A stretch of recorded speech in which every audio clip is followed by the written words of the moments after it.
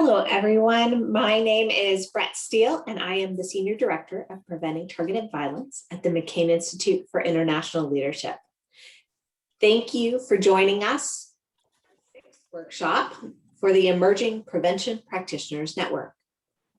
For this workshop, we will be discussing the threat of white supremacists and anti-government violence and strategies and tactics different community-based organizations are taking to prevent that threat and prevent individuals from engaging in acts of violence.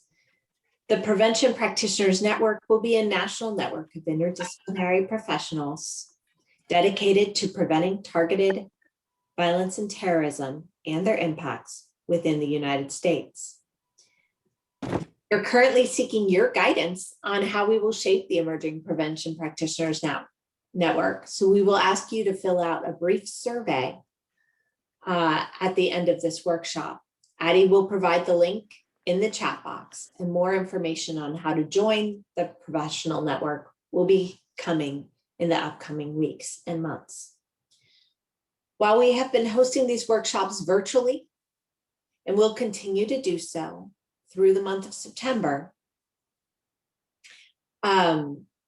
we are planning to host our first in-person workshop in Chicago later this fall, so we can finally meet one another face-to-face again after COVID. More information on this in-person workshop will be soon, along with information on our 3 remaining virtual workshops. For today's workshop, we have a fantastic panel of subject matter experts prepared to discuss both the threat landscape of white.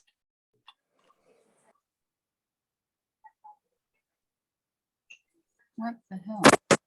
Brett, I believe that you've muted yourself.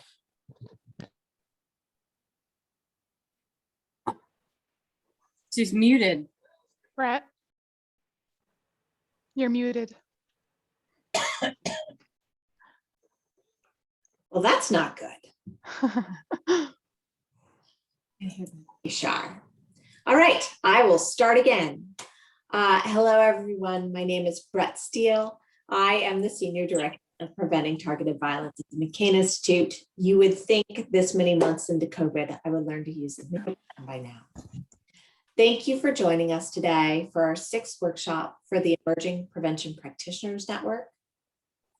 For this workshop, we'll be discussing both the threat of white supremacists and anti-government violence and promising practices to prevent white supremacists and anti-government violence that are being implemented by community-based organizations.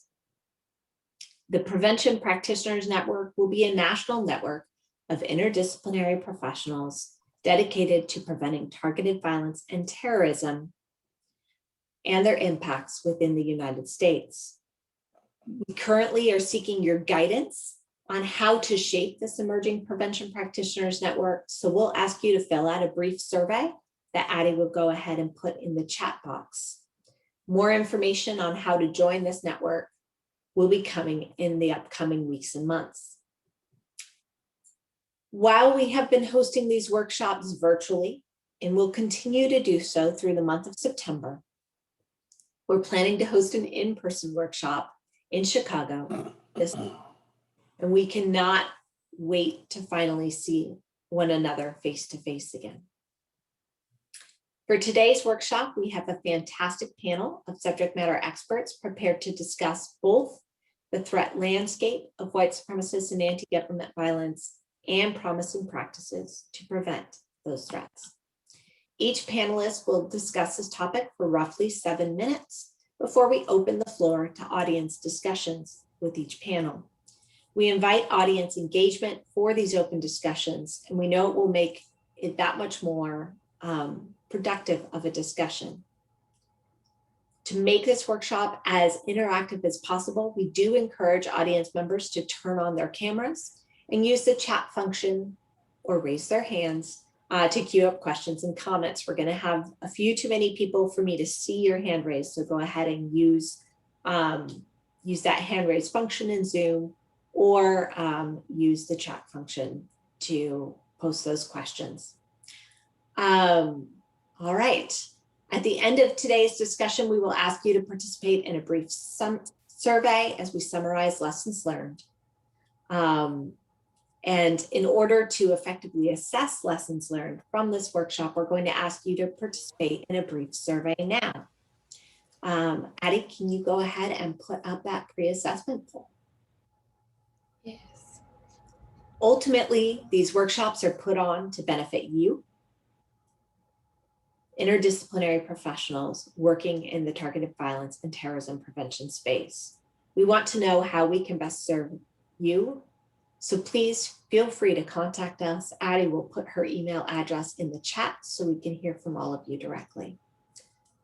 Lastly, I want to thank our partners who have helped us make this event possible: the Institute for Strategic Dialogue, the Anti-Defamation League, and everyone on our steering committee, from the New York Citizens Crime Commission, Boston Community Connect out in Denver, and Adventure Partners, who we work so closely with on so many programs. Thank you to all of you.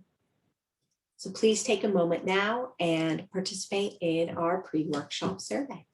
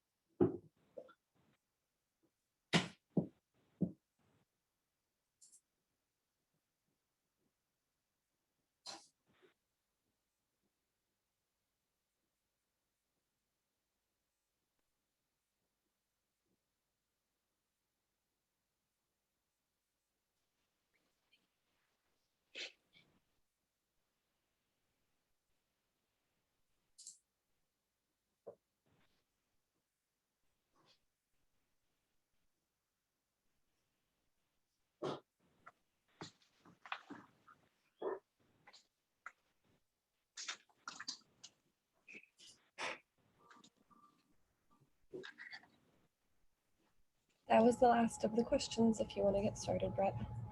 All right, so it's my pleasure to introduce our first panel. Our two panelists on this first panel are Dr. Heidi Bear from the Global Project Against Hate and Extremism, and Jacob Davey from the Institute for Strategic Dialogue. Heidi, please go ahead and take it away. Thanks, Brett, and thanks, Addie, and thank you to the entire network for having me here and your partners. I'm just gonna put up a slideshow, a short slideshow, so hopefully I'll do this right now for everybody to see.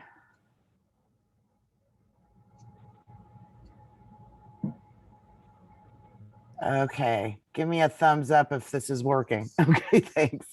All right, everyone. So my name is Heidi Bear. I am a co-founder of the Global Project Against Hate and Extremism. For years, I worked at the Southern Poverty Law Center, tracking hate groups and extremists. I'm actually stealing some of the information of my colleagues who are there still for this discussion. And I'm just going to give a short overview of the main threats that I see in terms of what this network is interested in that we're facing right now, and some of the differences between the different extremist movements that are presenting at this point in time.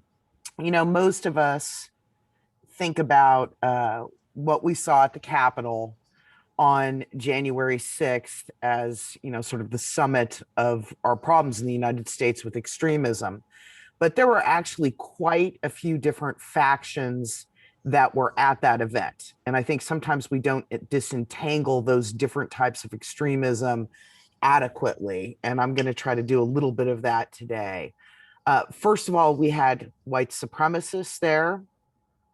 We also had members of anti-government groups, like the Oath Keepers or the Three Percenters. We had members of organizations that straddle some of these movements, that, like the Proud Boys, for example, that can sometimes present themselves as anti-government, and at other times, have spread different ideas of bigotry and racism. And then there were a whole lot of conspiracy theorists who were at the Capitol as well, in particular, QAnon conspiracy theorists.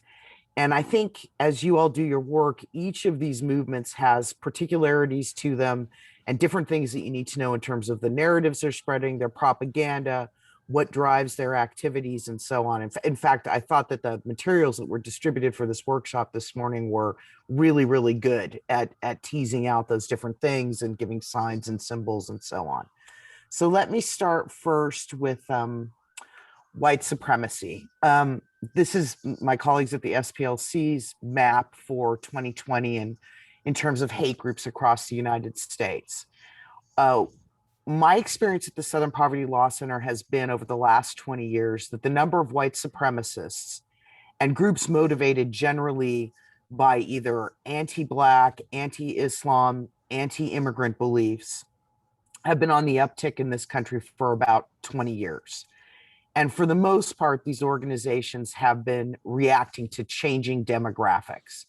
In other words, if you're a white supremacist, you're having existential panic over the fact that our society is changing demographically. There are more people of color, more immigrants, and so on.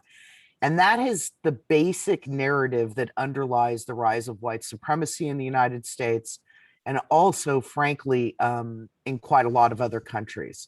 In fact, one of the most popular propaganda ideas that is spreading and is behind many of the terrorist attacks that have occurred in recent years, like the attack at the El Paso Walmart, for example, or the Christchurch, New Zealand mosques, is something called the Great Replacement. And what the Great Replacement argues is that there's a conspiracy to displace white people from their home countries, or what they view as their home countries, with immigrants, non-white immigrants. Oftentimes, this particular theory has an anti-Semitic spin on it. In other words, there's an argument made that Jews are behind the importation of people of color into historically white societies. In fact, the attacker at the Pittsburgh Tree of Life Synagogue was actually trying to get to the Hebrew Immigrant Aid Society offices inside that building, because he viewed them as, Jewish interests working to dilute the white population by bringing in immigrants.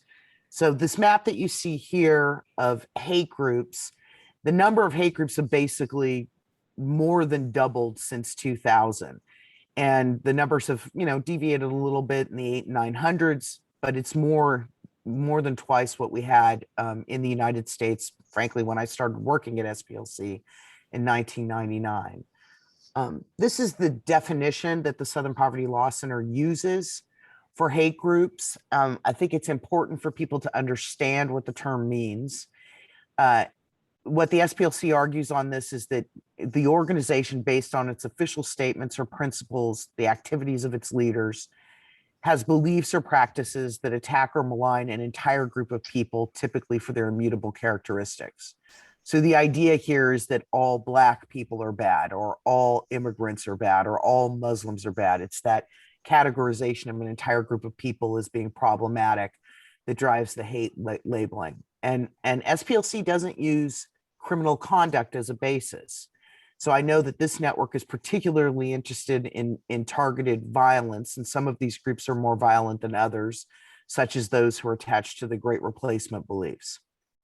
Now, the number of these groups has more than doubled in 20 years, but their online networks and the nature of white supremacy are very different today. I think Jacob is most likely, I'm guessing, going to be talking a little bit more about this. but these are decentralized networks that rage over online platforms. And, people aren't necessarily card-carrying members of extremist groups anymore. They're just signed on to Telegram channels and other places with people who share their beliefs and share the ideas that they have in terms of vilifying others. The last year, I just want to point a couple things out, has seen the rise of some particularly scary forms of white supremacy. This is a propaganda piece put out by a group called The Base, which the UK banned yesterday, actually. There are about a handful of organizations that are rabidly neo-Nazi. One of them is The Base, another, the Atomwaffen Division, which is sort of rebranded lately, and they're offshoots that are part of what we call the accelerationist movement. This is a relatively recent evolution in neo-Nazi organizations. And what they're accelerating towards, or hoping to accelerate towards, is the destruction of democracies and whole societies. And these organizations are particularly prone to violence. There have been lots of arrests involving members of these kinds of organizations, accelerationist organizations, for murder plots, terrorist attacks, and so on. And so I think when we're talking about the prevention of violence, we have to pay particular attention to accelerationist organizations. This is just a picture from after El Paso. I've already mentioned the power of the Great Replacement. I also want to point out that there's a parallel narrative to the Great Replacement ideas, which is called the white genocide theory. And it's basically a version of the Great Replacement, but you're going to see that language as well when you're looking at organizations. And if you have people talking to you about their fears about white genocide, what that relates to is the idea that the number of white people is shrinking drastically in a lot of Western societies, and there's a plot to wipe them out, to genocide them.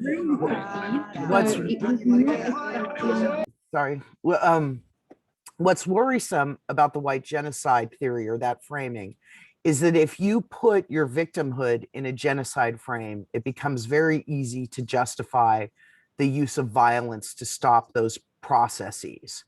And so people who believe in these ideas, believe that violence is completely legitimate because they're stopping a genocide, a war crime against their people. So it's something to keep in mind. So white supremacy is one part of extremist movements in the United States that are connected to violence. Another one, which often doesn't get the attention that it deserves, but was important in terms of the Capitol attack and also in terms of the Biden administration's recent plan to take on extremist movements, are anti-government groups. This is a very different kind of animal from white supremacist groups. In other words, their beliefs are very different. Their main focus isn't on white nationalism or white supremacy, although I would argue in recent years, these groups have become increasingly anti-Muslim and anti-immigrant. But what motivates anti-government groups are very different things. And there were a lot of these organizations at the Capitol attack. Some of them, in particular, members of the Oath Keepers, have been charged now with conspiracy and may have had something to do with orchestrating the attack. This is the definition that we created at the Southern Poverty Law Center for anti-government groups. The key thing is to understand that these groups see the federal government as the enemy. They are often motivated in particular by any attacks on Second Amendment rights. That's probably the main driver in the way this movement grows and shrinks over the years. They believe all kinds of baseless conspiracy theories about a new world order, the United Nations creating a global totalitarian government. There are various forms of this. And the anti-government movement is made up with heavily armed groups, militias, but also those who are basically involved in propaganda, pushing propaganda. It's usually the militia folks that we're more concerned about when it comes to targeted violence. Or perhaps one of the most bizarre extremist movements in the United States, maybe shy of QAnon, something called the Sovereign Citizens Movement, which is a subset of anti-government movements, been involved in a lot of violence, in particular targeting law enforcement, including murders. Sovereign citizens, literally believe that they don't have to comply with any laws in the United States. They don't believe that the federal government has any authority. They're not necessarily a movement just of white folks, as people might assume. Some of you might have seen the arrests last week of a group of Moorish citizens outside of Boston who subscribe to some of these same beliefs. And as I said, this is a movement in general that isn't necessarily motivated by racism. You might find strains of it, but their concerns are much different.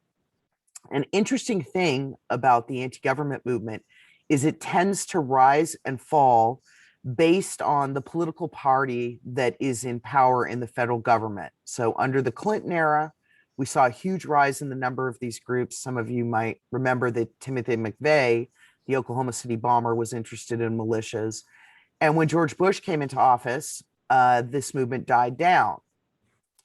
And then when Obama came into office, this movement took off again. At one point, there were about 1,300 of these organizations. There aren't that many today. But there was a shift under Trump where anti-government and militia groups began to self-identify with Trump and view him as under attack with the federal government. And so the movement didn't shrink like it traditionally did under Republican presidents. In a way, the spasm of violence at the Capitol was the end result of that. And, everything bodes now, seems to be the case that now that Biden's in office, we will see more and more of these organizations, and they will probably be, extremely upset at the administration's efforts to deal with extremism domestically or to deal with anything having to do with gun control. There are some hybrid movements that have come out of the woodwork in the last year, particularly in reaction to the lockdowns that were imposed for COVID, and then the sort of inciting of the anti-lockdown movement. I'm just going to point to one, the Boogaloo movement, which mixes at times accelerationist ideas, wanting a race war and so on, with anti-government ideas. And quite a few people involved in this movement, which is literally maybe 2 years old at most, have been arrested for violence. This is a picture of Las Vegas where 3 Boogaloo boys were arrested for trying to bomb BLM protests, but they also were involved in attacks on law enforcement in California, for example, 2 Boogaloo members who met on Facebook and within 24 hours killed 2 law enforcement officials. So it's something to keep in mind. It's quite a varied movement at this point in time. One last thing I'd like to talk about. So I've discussed white supremacy, the differences between white supremacy and the anti-government movement, and some of the more, problematic parts of those movements like accelerationism, some of these hybrid groups like the Boogaloo Boys. But another big motivator of violence in this country are conspiracy theories. And probably the most popular is QAnon at this point in time. This is many people here are probably aware of this, but this is a conspiracy theory that alleges, Democrats are involved in a secretive cabal related to child trafficking and that Donald Trump is going to save us from this. It's a really bizarre set of beliefs. And it didn't exist at all until 2016, which is perhaps the most amazing part of it. But QAnon now has millions of adherents online and is a phenomenon that also has spread to other countries, interestingly. So there are QAnon believers in places like Germany and France and even Japan.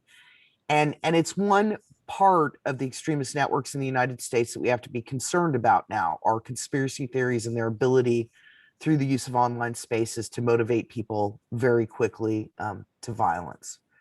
All right, so I'll leave it there as a top level description of things to be worried about in the US when it comes to targeted violence. Thank you very much, Heidi. We appreciate that overview. I know it's a huge topic to try to cover in just a few minutes. And next up, I want to turn to Jacob Davey. Jacob's with the Institute for Strategic Dialogue. Jacob, go ahead and take it away. Thank you very much, Brett, and thanks so much for organizing this great event. Can I just get a quick thumbs up that you can see the slides? Fantastic. So actually, I think what I'm going to say dovetails quite neatly with what Heidi was talking about. I'm going to speak to some of the broader trends which we've been seeing which relate to white supremacy, but I think also to those other connected or movements which Heidi spoke to. I'm going to be quite quick so we can get through to a conversation as well. I suppose, broadly speaking, to sort of underline this and looking at the threat from white supremacists, but also other racially and ethnically motivated groups, is globally, over the past decade, we have seen an increasingly empowered and violent set of what we would broadly describe as extreme right-wing movements, which incorporate white supremacist groups. Violence committed by these actors has surged by 250% in the past 5 years. And what we see is in the US, 57% of terrorist attacks between 94 and 2020 were committed by groups associated with the extreme right. We've also seen a surge in violent hate crimes. So in the US, 2019 saw the highest number of hate crimes in more than a decade. And we've seen similar trends in other European contexts and Canada as well. Obviously here, we could separate hate crimes slightly from, or separate hate crime out from white supremacist activity. Not everyone who commits a hate crime will be a white supremacist. But what I think this points to more broadly is the violent threat posed by intolerant and exclusionary movements, not just in the US, but internationally. Now, if we look at some of the trends which are behind this growth, and again, I think this relates to that whole cohort of actors which Heidi spoke to. Over the past decade, we have seen a transformation of this white supremacist and racially and ethnically motivated threat. What were once quite disparate groups have transformed into a transnational, highly tech-savvy community, which is deeply interlinked with online subcultures, and which quite specifically has the ability to translate online activity into offline violence. So we see mobilization around conspiracy theories, as Heidi said, or around specific threats online, which can spark off and spin off quite quickly into real world atrocities. Importantly, this threat has become increasingly hybridized. So what we're seeing is, looking at a range of online harms, is an increasing intersectionality between not only extremism and hatred, but also disinformation, conspiracy theories, and online harassment. This itself is being amplified both by hostile state, online information operations, but also more broadly by algorithmic amplification of hateful messaging on social media platforms. So what I'm talking about there is the business models which social media platforms are built around inadvertently facilitate and aid these movements by amplifying hateful content or divisive content online. The result of this transformation has really been sort of two key points which I come out. On the one hand, the mainstreaming of extremism, but also conspiracy theorist thinking, with these movements being able to enlarge their sphere of influence through the mass proliferation of online content, but also the internationalization of sort of nationalism. So really we're seeing these groups connect dots across borders. And through our analysis, which I'll speak to in a second, we've actually seen the US being one of the key exporters of this ideology globally. At IST, we don't just look at this through US context, we look at this transnationally. So over the past 3 years, we've built a very large database of domestic extremist activity and hateful activity, not only in the US, but also in Canada, the UK, Australia, New Zealand, Germany, and France. And what I really want to just hone in on here is where Heidi spoke to the differences between these groups. What we've also charted is the way in which these sort of slightly disparate, slightly competing, not always ideologically aligned factions come together around key moments. So particularly in the US, what we've seen is a wide range of exclusionary and hateful communities, including white supremacists, but also anti-minority groups, running through to conspiracy theorists, start to connect the dots across a broad ideological church. So coming together online, agreeing around certain conspiracy points, with the mean that although they're not necessarily a cohesive movement, there is interplay between these subsections. Now, these groups opportunistically coalesce around crisis points and share political goals. We saw this in Charlottesville and again in the capital. And I think importantly here, it's important to underscore that the threat of violence comes from across this broad ideological spectrum. It's not one or two very violent groups which are driving terrorist attacks or targeted violence. We're really seeing this threat coming from across a broad interconnected network of movements. The final point which I'm going to speak to is the emergence of what we call post-organizational terrorism and mobilization to violence. So as Heidi spoke to, where organization doesn't just come from a card-carrying group, or a movement where you meet on the ground, but also loose, often online communities. So over the next couple of minutes, I'm going to try and keep to my 7 minutes time slot, so we have time for our discussion. I'm just going to sort very quickly to 2 research case studies, which I think bring this out. So firstly, post-organizational terrorism. And this comes from analysis which we did at ISD, analyzing white supremacist communities on Telegram. And hopefully this will allow you to unpick what we mean by post-organizational terrorism and violent extremism. So we looked at a network, an interconnected network of 208 Telegram channels associated with white supremacy. These are places where individuals come together to discuss white supremacist activity, but also violence, to share ideological material, to really discuss key talking points.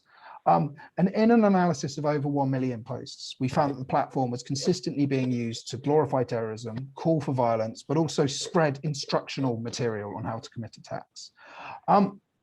Now, what was interesting about these networks was that this network was very few of these channels were actually affiliated with a specific group, like Atomwaffen, for example, but were more broadly just hubs for people to come together and discuss violence. Now, when we looked at this, and I'll explain this network maps to make it a bit clear, what we found were there were 49, so about a quarter channels which was expressly promoting terrorism, 7 which were sharing tactical know-how. So this is how you commit an attack. This is how you improvise an explosive. But then a much broader cohort of groups which weren't necessarily violent, but which were sharing discussion around white supremacist ideology or promoting content such as propaganda material. Now, when we networked these maps, and this is the sort of blotch of colors here, what we found was there was close interplay between these pro-terrorism channels and the non-terrorist groups. So the green nodes, which you can see here, those little green bubbles, those are channels which are advocating for terrorist violence. And the orange ones are channels which are more broadly promoting exclusionary white supremacist ideology. Now, the closer they are to the middle of this map, is the closer the closer connected they are to other channels. And the size of their node means that it relates to how much that content has been shared by other channels. And if you distill that, what you essentially find is that online, you've got these green channels, these pro-terrorism channels, which are closely interlinked with non-violent white supremacist ideology, which essentially means in the digital ecosystem, it's quite easy to get involved in non-violent extremist ideology and quickly hop into these spaces, not affiliated with any groups, but which nevertheless allow you to prepare for extremist violence. And I can come into this in more detail in the discussion if that's a little unclear. Next to the transnational piece, now I could go on about this for hours, so I'm going to be quite quick. I'm just going to give you a couple of things at a glance, which hopefully help you unpick this. Now, this first map is something which we drew out of a study we're just about to publish in Canada. I think we looked at nearly 3,000 channels associated with what we call the extreme right wing, including white supremacists, but also white nationalists and anti-immigrant groups. We mapped all of their online discussion, right? And then what we did was we applied some geolocation technology to that discussion. And that's shown in this heat map here. The darker the color, the more likely they were to be discussing a country. What we found in Canada was that Canadian extremists are actually more interested in what's going on in the US and more interested in US-based groups than they actually are in what's going on in their own backyard. So this is just sort of one snapshot which shows you that these groups aren't just looking at what's happening in their own country. They're not just concerned about immigration in their own country. They're just as concerned about what's happening elsewhere, which means that you have these flows of influence transnationally. So what happens in the US has great bearing on what happens in Canada, or great bearing about what happens in the UK. We've seen very similar trends in our analysis of Australian data and New Zealand data as well. Another very quick example, which I think points towards this transnational dynamic. And again, when I'm talking about transnationalization, I'm not talking just about individuals who are prepared to commit attacks traveling across borders. I'm talking much more broadly about this flow of influence. Now, Heidi explained really, really well the Great Replacement theory, but just to really point this out, this originated in France, right? It was quite a fringe piece of French philosophy associated with the new right. but it very, very quickly, sort of in the space of about 10 years, managed to spread out to be influential in extremist activity in the UK, in Belgium, in the Netherlands, in the US, and ultimately to inspire attack in New Zealand. So the thinking of these groups is spreading across borders as well. It's not just a case of sort of quite short-sighted, I don't like migrants in my backyard. They are creating a transnational philosophy. And I'll just leave on this, and this sort of shows you the volume of time discussing the Great Replacement theory on Twitter in the run-up to the Christchurch attack. Now, what I don't have is the visualization to show you this, but what we found is sort of running from April 2012, this was largely limited to European networks. But as the sort of time went on, the countries where people were talking about this sort of increased, spreading to the US, spreading to other English-speaking countries until we have the attack. So this just gives you an idea of how online communications is really, really influential in driving and facilitating the spread of this ideological content. Now, I've gone 3 minutes over, so I'm going to stop. I beg forgiveness there. You are forgiven. So please, everyone, I know John is frantically typing 2 questions right now, but if you have questions, this is your chance. Please turn your cameras on and let's dive in with questions for Heidi and Jacob.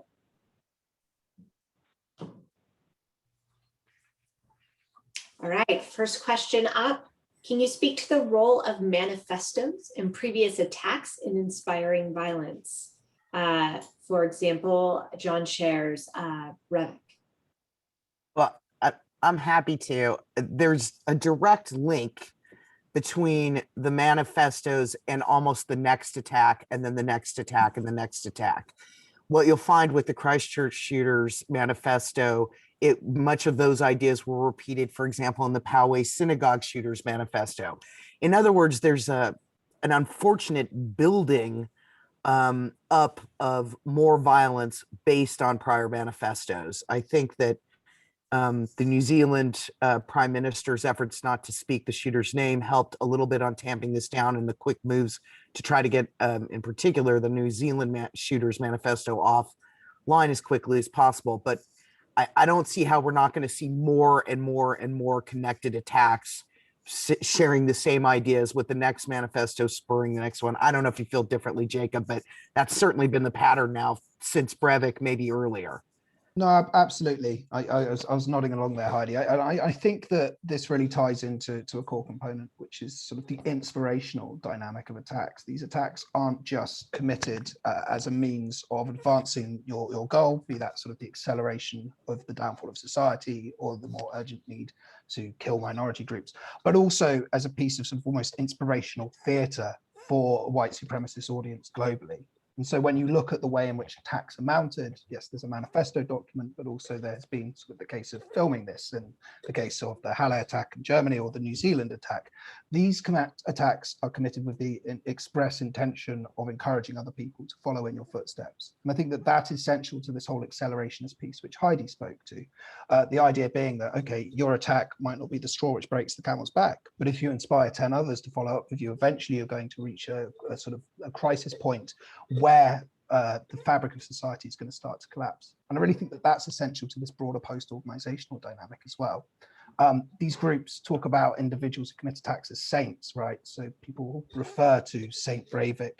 The idea being, okay, you don't have to be a member of a movement to be a member of a group to be hugely influential to the movement. So yeah, I think that they're sort of hugely important and a very deliberate part of this strategy behind driving white supremacist violence. All right, our next question from John, and please others dive in.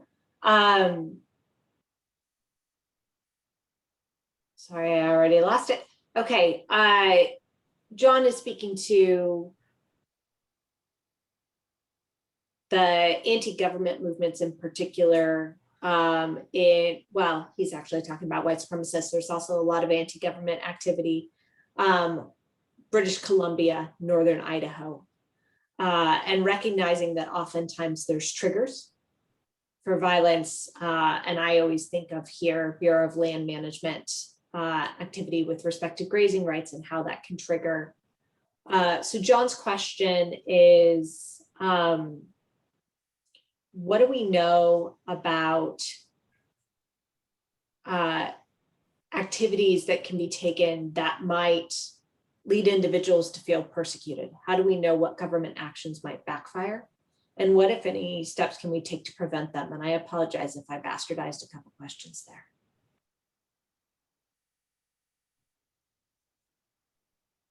Well, I'm happy to talk about the government issue here, actually. There's no question, and then this is not me criticizing the government, but there's no question that depending on how you handle certain situations, you can trigger worse outcomes. And there's a whole history of sort of problematic handling of white supremacists and extremists, especially up there in the Northwest. I'm thinking of the Weaver situation, for example, in which you have to be very careful of who you're dealing with and what motivations they have. If they're rabidly anti-government, you might want to take a lighter hand. I think law enforcement actually has learned a lot about this in the last couple decades. There were some standoffs that they dealt with very differently than in the 1990s in later years, when in New Hampshire with some anti-government activists and another person who I think is still confined to a ranch in Texas for like 30 years now. The other part of that question was also about sort of Canada and American movements. And I just think you can't separate the countries. I mean, Jacob's data showed what this looks like online, but in the real world as well, all the extremist movements, skinheads, anti-government, whatnot, that were active in the Northwest were active across the Canadian border. There wasn't a border, in other words, because they shared ideas. They're coming from the same place. They were working together. And this has been going on for actually quite a while. Yeah, and if I can sort of pick up on our most recent data, which we've got from Canada as well, which I think speaks less to sort of individuals and individual ties, but much more broadly to the information ecosystem. And what we find there is there's absolutely sort of directions of influence between Canada and the US. This is both with regards to extremist groups, anti-government groups, white supremacist groups, looking at the policies and what's happening on the other side of the border to help fuel their own activism. We saw this very heavily in Canada, for example, looking at activity in the US after Capitol and sort of saying, okay, can we do something similar? But also actually more broadly in the online ecosystems these groups and individuals occupy. So Canada made the step of prescribing the Proud Boys. But when we look at their Telegram channels, what we find is they're hugely networked with Proud Boy channels and localized Proud Boy chapters south of the border as well. They're occupying the same spaces online. They're talking the same language. They're sharing the same materials. So I would really just mirror Heidi's point there, that there is sort of great flows of influence and also sort of cooperation, which we're seeing in the online space between the two countries. And more broadly, to Heidi's points, in terms of talking about borders, I think if you look particularly English-speaking extremist activity online, particularly in some of these Telegram channels, it is just hugely transnational, right? People don't care where you're from as long as you're part of the movement. When we're looking at white supremacy, the point there being is you're not necessarily fighting for white people in America or white people in Canada. You're fighting for, in inverted commas, ethnic Europeans globally. And that's really the narrative which these groups have built, that there is a global struggle for the white race, and you are either on the side of the white race or you are against them. And it doesn't really matter if there is sort of a threat to the white race in Sweden or a threat to the white race in Germany or the threat to the white race in the US, because for these people, that's all part of the same struggle and all part of the same battle. And that's what inspires them. So if you look at the Christchurch attacker and the phrases he had written on his gun, right? He wrote for Rotherham. It's a town in the north of England, which has had issues with child sexual exploitation. This person was positioning himself as a soldier on behalf of the white race globally. And I think that that's really, really important to underscore when you think about sort of the transnationalization of these movements. All right, so I'm going to try and do justice to John Horgan's question here. But John, please feel free to jump in. John is asking, the scale of the online problem is staggering. Might we be forgiven for expecting even more attacks than we actually see? He notes that there are lots of plots that are fortunately disrupted before attacks, but are there additional barriers to action that we know about? What's preventing more attacks? Well, I hate to keep talking first, Jacob, if you want to take this before me. I think my point here would be that we are seeing, at least globally, a fairly staggering scale of attacks and a sort of significantly increasing number of attacks year on year. And if you look at the overall proportion of those in the US, you'll see that that these ideologies inspire a majority of attacks. So I wouldn't want to downplay the volume which we're currently seeing, be those in terms of foiled plots or actually committed things, because it is fairly staggering.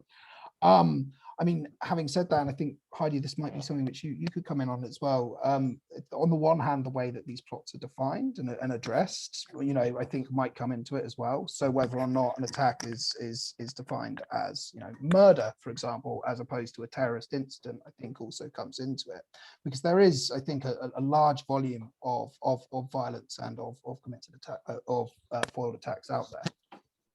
Yeah, I look, I agree with you, Jacob, but I think the numbers show that, well, you actually showed some of these numbers right at the beginning in your presentation. It shows that the number of these attempted attacks, at least, just have been rising and rising and rising by right-wing extremists over recent years. I mean, there have been 3 foiled attacks since January 6th. A Texas guy who wanted to blow up a Walmart, another Texas guy who wanted to blow up an Amazon, I think, cloud services system in Virginia, and one other that's escaping my mind. But I mean, these are serious things. Luckily, they've been foiled, but I don't think there's anything in these trend lines that's going to change. And if anything, as people emerge out of lockdown, it might make the world a little bit more precarious in terms of the violence that could come. You know, and there was also January 6th. Let's not forget that, you know, happened. I don't know how many vehicle ramming attacks happened during BLM protests, but it was sizable. So unfortunately, I think the future bodes the same. And, you know, really what's driving at least the white supremacist part of this movement are changing demographics. And that's not going to change. Those demographics are going to continue moving into, you know, where we have a more diverse democracies, both in the US and in Europe and other places.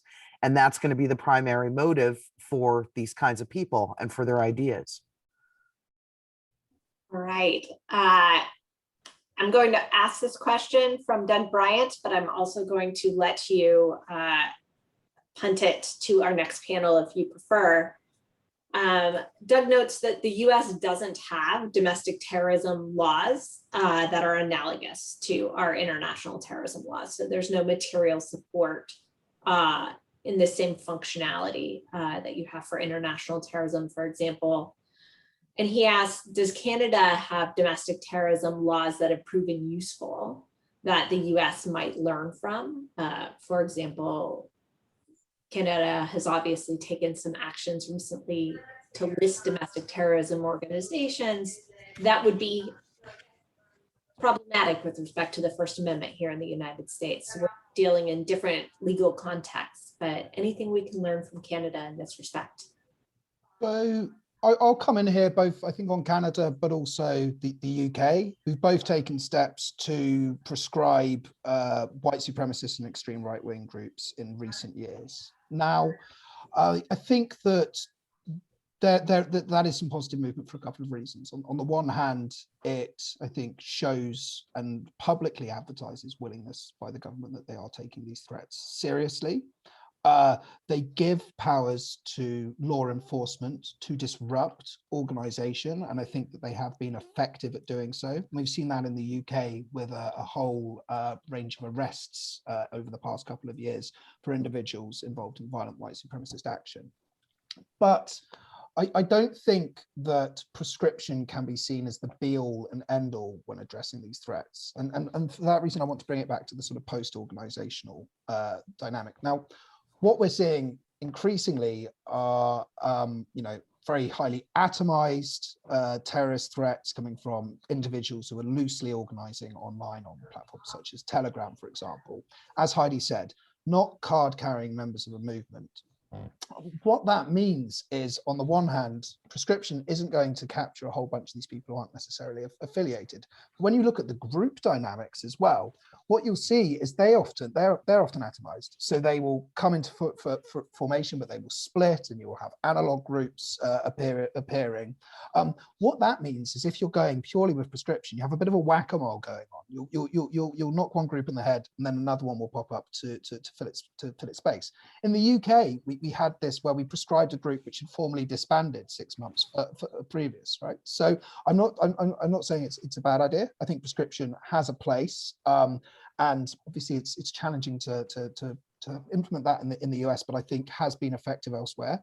But based on the current dynamics which we're seeing, it can't be the only solution. And I think we need to get more creative in terms of thinking, okay, how are we criminalizing this activity and how are we responding to this activity? All right, so I am going to combine 2 questions into our final question for this panel. We had one question submitted in advance that was, how do you recognize recruiting on online platforms, such as gaming, chat, and posts? What can college campuses do to address this? And I'm going to save the second half of that question because that's even more complicated. And then Jim Marley asked in our chat, online social media can be a double-edged sword. On the one hand, it makes us more visible, but on the other hand, it allows these groups to recruit. And so Jim's question is there any risk, as we try and shut down some of these activity on the mainstream platforms, of driving this activity underground? I'm going to take it in reverse. The question about driving activity underground, which I think actually relates to the first part of this question. You know, it's not as though these people disappear from the internet because the Proud Boys are banned on Facebook. That's just not what's happening. And it's also not that they're driven down into some dark web where you can't see them at all. I mean, Jacob just did a massive analysis of Telegram channels, which most certainly featured individuals who had been thrown off the mainstream platforms. For me, what's important about the mainstream platforms is it reduces the number of people that you can recruit from the mainstream. That doesn't mean you can't still recruit on places like Facebook. I mean, I'm sorry, places like Telegram, but your audience numbers are fewer, which I think matters just in general with prevention. I should also add that we know that deplatforming, whether that's of white supremacist groups or something like ISIS and whatnot, really does have a suppressive effect on the amount of propaganda and the amount of recruitment that happens. So we should always keep that in mind as important. And then the first part of the question was about signs of recruitment. You know, the truth is there's quite a bit of research out there of what recruitment looks like online, how people are enticed to these ideas, what pulls them in for various kinds of extremist movements. And I just, suggest to look at that. And unfortunately, if you're worried about prevention, you have to take a little trip down Telegram lane to see what these things look like, right? You have to experience a little bit about what is really a horror show to see how people are sucked into these movements. And then we have one final question that jumped in, and Jacob, you can answer this at the same time. Can anyone comment on the influence of foreign state actors on these different groups? Yeah, of course. Firstly, I'll just completely reiterate what Heidi said. Social media lowers the barrier for entry to extremist movements, right? You don't have to go to a weird bookshop or the back room of a bar to get involved. You can get involved from the safety of comfort of your own home. And I think we need to raise that bar. And I think that deplatforming and adopting robust terms of service around extremist activity are essential. And we know it works. The data points towards it limiting the reach of these groups, and extremists tell us it works because they get annoyed. If you think back to like Milo, right, a few years ago, he went from having an audience of millions on Twitter down to having an audience of a few thousand on Telegram, and he was so annoyed by that. And he goes, "What's the point of me continuing to do this? Because I'm not reaching the same people. I'm not having the same impact." Absolutely limit this as much as you can. In terms of the foreign state influence piece of this, yes. we can attest to this, and I think that there has been some really strong work done over the past few years around particularly sort of Russian disinformation activity and the impact that has. And essentially the point about disinformation and how it works is it polarizes debate. It finds wedge issues, issues which are going to polarize communities, and then it drives into that wedge. And those influence operations are really, really effective at capitalizing on that, because they amplify, they fan the flames of the grievances which these groups can then prey on in their recruitment. And I think that that's something which we've seen now for a number of years. I think it is important to say, though, when we talk about influence operations, disinformation, this isn't just foreign states. It's not just Russia doing this. It's not just China doing this. And we're starting to see this get picked up.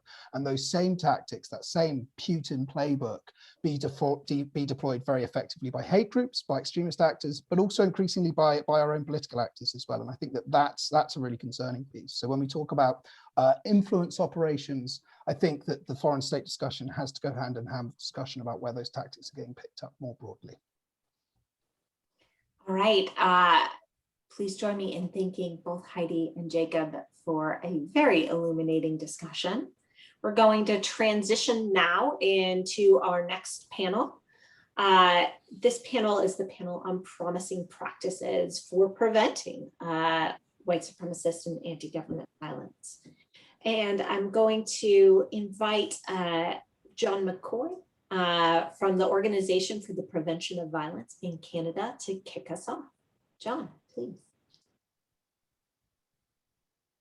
Thank you very much, Brett. I'm just going to share my screen here.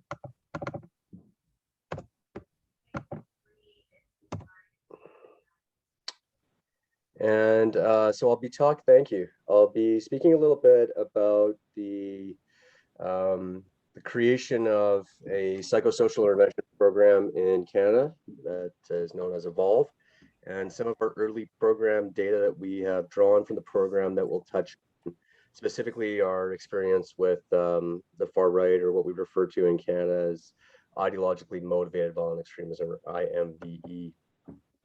Just really quickly to give some context on the Canadian experience, P/CVE became a formal area of programming in Canada around 2015.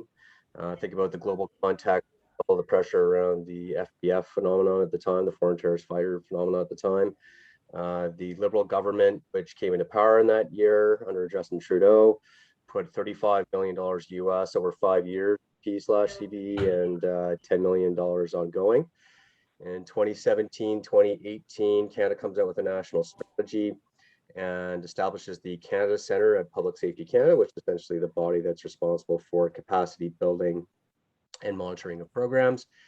And what this really equates into is something that matches with the population and geography of Canada, where you have the second largest country in the world, most of the population living along the American border, very spread out. And the idea was there's a need for bespoke, tailored local programming that could respond to the unique needs of specific municipalities, provinces, and regions. In terms of our own program and how we developed, we took a long time to develop the Evolve program, and we spent 1.5 years. And this was really primarily a time of research and stakeholder engagement. We conducted more than 350 interviews for during the program development period, and that was with the law enforcement, human service, and community sectors. And what I'll highlight out of this, because I think it was increasingly important for what was to come with Evolve, was 2 elements of our development. One was identifying reputable and experienced practitioners. The most important piece of advice that we received at the outset of creating Evolve was from Cécile Rousseau at McGill in Montreal. And Cécile basically said to us, the clients are very complex and you need experienced people to do this work if you want it to go well. And I think that's proven to be very true for us. The second piece of the development that was important, and I think particularly applicable to working with the far right, was identifying existing grassroots community-based programs or ad hoc programs that were operating in Western Canada at the time. So specifically, we brought in a imam who was working at a mosque that had been impacted by what we refer to as the extremist traveler phenomenon here in Canada, and two former white supremacists who have been working with the Life After Hate Network. And these individuals have proven to be very important to the relative success of our program. So Evolve was launched in April 2019. It's a specialized program. In other words, we're not working on a host of other criminal or social problems. We're working on violent extremism. We're specialized in that particular area of work and focused on the ideological element, which differentiates that area of work from other areas of crime prevention. And it's a multidisciplinary program. So it's composed of social workers. We have a younger junior social worker with an MSW and an older social worker with more than 20 years experience.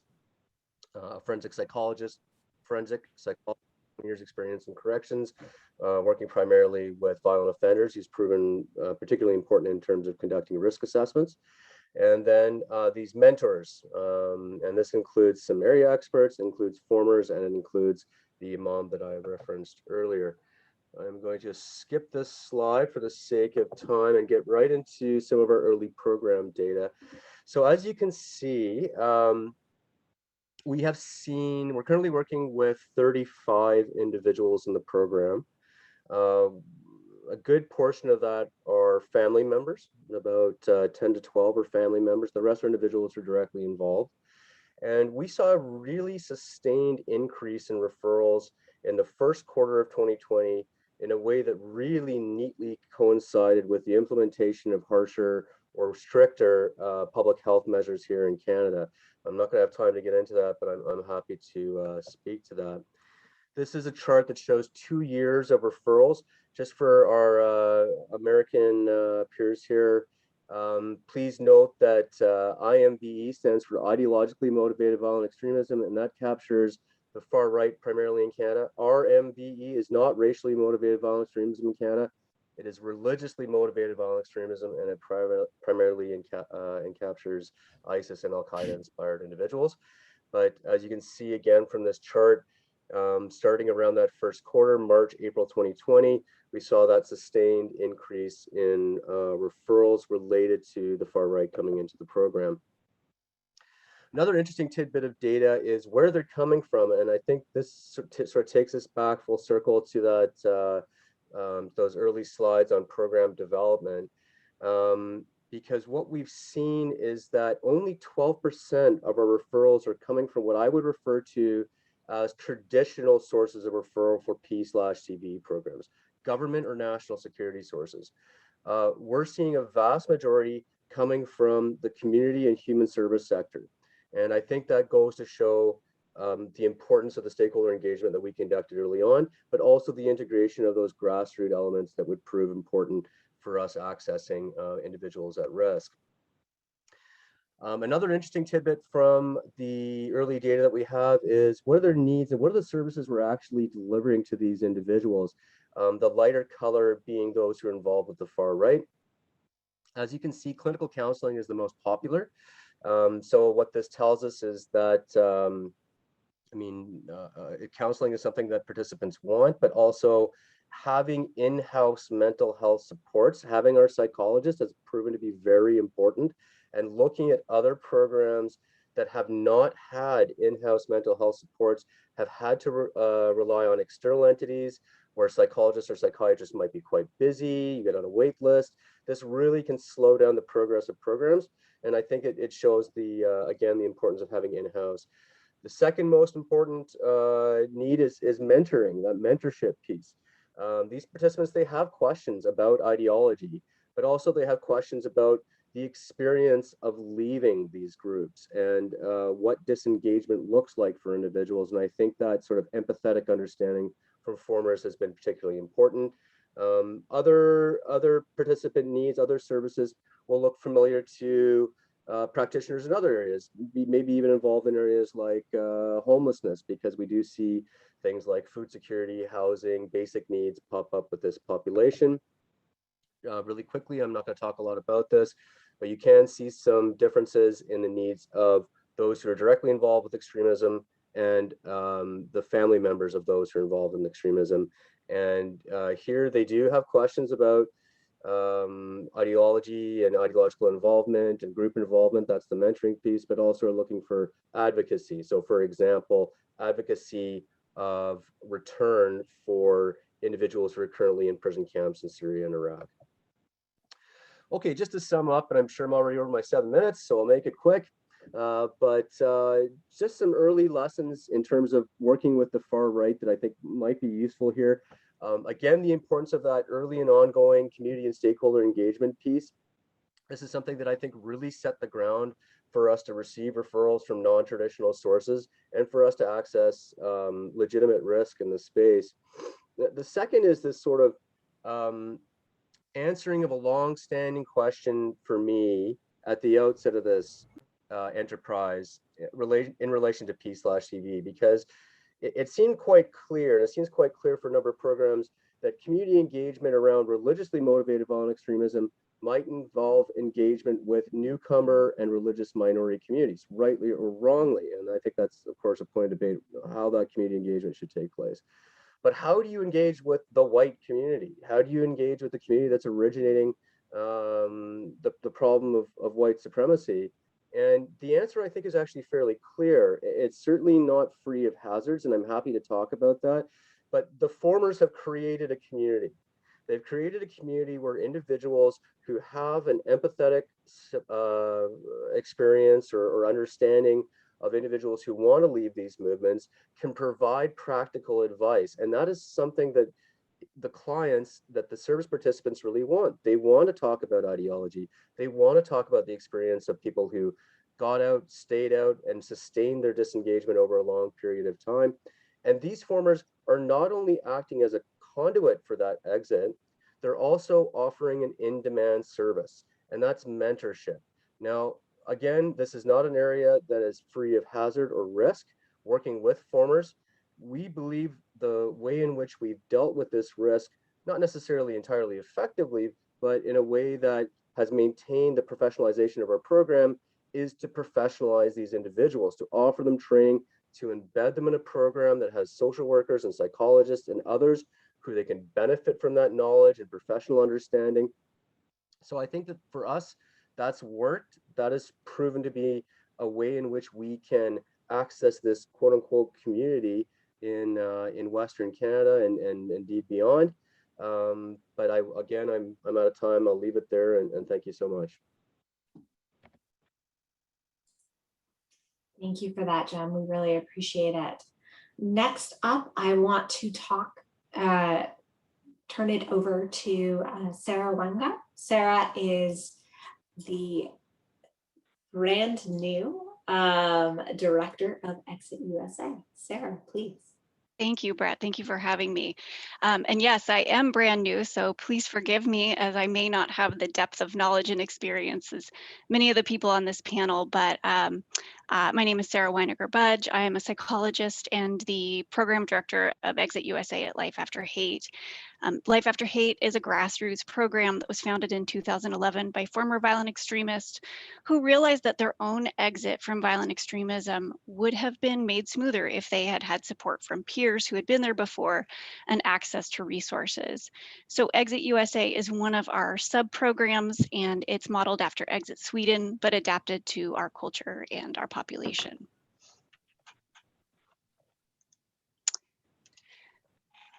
About 60% of our clients are individuals who are actively involved in the violent far right or are recently disengaged. And we have a range of services to offer these clients. The first is our direct intervention service in Exit USA. So our clients are paired with an exit specialist. This is a former. This person has been extensively vetted and trained by our staff and is supervised directly by a licensed clinical social worker. So the exit specialist acts much like John was describing as a mentor, much like a sponsor in AA might. The clients are also paired with a case manager. These are licensed social workers who may work directly with the client or work indirectly through the exit specialist to identify and connect the client with resources they might need to aid them in leaving the movement. So this could be things like alcohol and drug treatment, housing support, domestic violence services very commonly, and of course, psychotherapy. So we're not directly challenging their ideology. Instead, we're using motivational interviewing and trauma-informed care to address 3 primary targets for intervention, and all of these are interrelated. So we're really focused on safety, safety, of course, of society, and not hoping to prevent any kind of acts of violence, but safety of the individual who is trying to disengage, redeveloping an identity that isn't fused with violent extremism, and changing their affiliation or their belonging networks. We also provide access to a variety of online forums where people in various stages of exiting violent extremism can find and give support to their peers. There's different levels of forum access that are granted as people move through the program, and the exit forums are staffed by formers, but they are supervised by the clinical staff.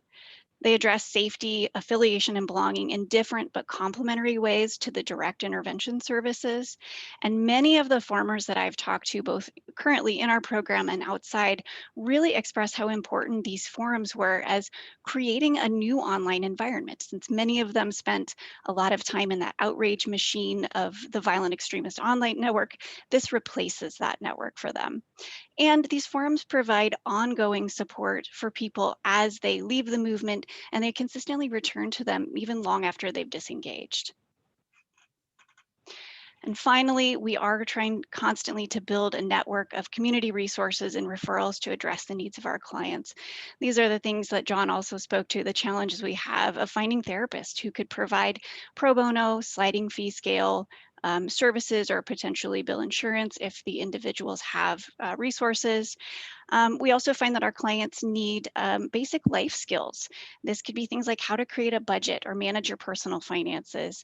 And there are some needs specific to our population, such as how do you talk about your criminal history in a job interview? What do you do when your new coworkers find out about your past violent extremism? So as I said, about 60% of our clients are self-referred individuals who are involved or recently disengaged from the far-right movements, but about 40% of our clients are family and friends who are looking for help and support when dealing with a loved one who is involved in a violent movement. So our friends and family clients are paired with a case manager and an exit specialist as well. However, in this case, they're providing education, connection with supportive services, again, that's that case manager role, and specific skills for dealing with these challenging relationships. It's hard to love someone who is involved in in anger and hate at this level, and violence, of course. We also offer a weekly virtual support group for families that's run by a network of parents whose children have disengaged. And we have forums that are specifically for family and friends. So all of these services address 3 targets for intervention with our families. It's providing that social support network and reducing isolation for these families that are grappling with violent loved ones, building and maintaining hope that their loved one could change, but also providing realistic expectations about how long this might take and what the change process actually looks like. Again, in these services, we are not directly challenging ideology, and we are not training families to conduct some kind of intervention. Ultimately, what we're trying to do is provide these families and friends the scaffolding that they need to maintain as much positive connection to their loved ones in these movements, so that if and when the loved one decides to leave, they have a relationship to land in. Having that sense of affiliation and belonging, we know, is so important for our individual clients, and we really want to build those social networks or maintain them for them so that that person has a place to go to if they decide to leave. But frankly, sometimes the best we can do with families is just help them not make it worse, not further polarize their loved one. So that is just a brief overview of our Exit USA services. We have other programs and initiatives running, but in the direct service realm, I will echo some of the things that John already described and the things that we have learned. The first, and this cannot be stressed enough, is that the combination of appropriately vetted and trained formers with licensed professionals working together under a clear set of standards is essential. I think we can all imagine why it would be problematic to have just anyone identify as a former, put up a shingle, start up a website, and offer their services as a former. But we also have found, much as John said, that the insights and the contributions of the formers in our organization on our staff are invaluable to our program development and to our ability to really reach and respond to the needs that are out there. The second thing that we have realized is that the organization has to be nimble. As the threat landscape changes, as new needs arise, we have to adapt and act. And so we need to address these emerging needs using tools and resources that may be adapted from related fields, such as my own, of course, assess the effectiveness or the response that our clients have to this, and then adjust accordingly. However, these things, of course, lead to some challenges. While we are using evidence-based interventions that are validated with other populations, we don't have adequate research on these interventions with this population.